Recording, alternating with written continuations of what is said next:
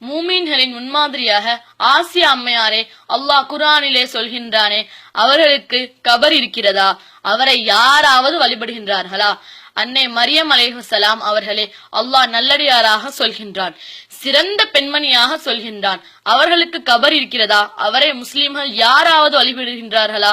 சொர்க்கத்திற்கு முன்னறிவிப்பு செய்யப்பட்ட மூமீன்களின் அன்னையார்களுக்கோ சஹாபா பெண்மணிகளுக்கோ கபர் இருக்கிறதா? யாராவது அவரிடம் சென்று தனது தேவைகளை கேட்கிறார்களா? ஆனால் இங்கே பாருங்கள், இது பீமா பள்ளி என்ற தர்கா.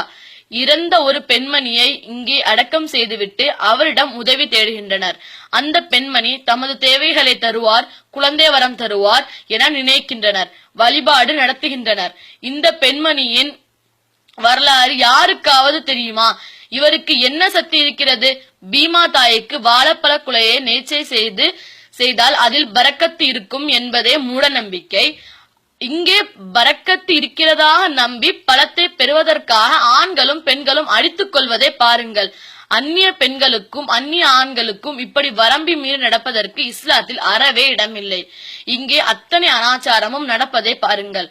அன்சாரிகளை சேர்ந்த ஒரு மனிதர் தமது சகோதரர் அதிகம் வெட்கப்படுவதை கண்டித்துக் கொண்டிருந்த போது அவ்வழியிலே நபி ஸல்லல்லாஹு அலைஹி வஸல்லம் அவர்கள் சென்றார்கள். உடனே அவரை கண்டிக்காமல் விட்டு விடுங்கள், ஏனெனில் நிச்சயமாக வெட்கம் ஈமானின் ஒரு அம்சம் என்று நபி ஸல்லல்லாஹு அலைஹி வஸல்லம் அவர்கள் கூறினார்கள். இந்த ஈமானுடைய ஒரு அம்சமான வெட்கம் எங்கே போயிற்று இவர்களிடம்? இவர்களது பெற்றோர்களும் சகோதரர்களும் கணவர்களும் எப்படி இதை அனுமதிக்கின்றார்கள்? ரோட்டில் நடந்து செல்லும் போது ஒருவன் தவறுதலாக இடித்துவிட்டால் அவனிடம் சண்டைக்கு போகும் பெண்கள் இங்கே அனைத்திற்கும் தாராளமாக அனுமதிப்பதை பாருங்கள். தமது பார்வைகளை தாழ்த்தி கொள்ளுமாறும் தமது கற்பை பேணிக் கொள்ளுமாறும் நம்பிக்கை கொண்ட ஆண்களுக்கு கூறுவீராக. இது அவர்களுக்கு பரிசுத்தமானது, அவர்கள் செய்வதை அல்லாஹ் நன்கறிந்தவன் என்று அல்லாஹ் தன் திருமறையிலே குறிப்பிடுகிறான்.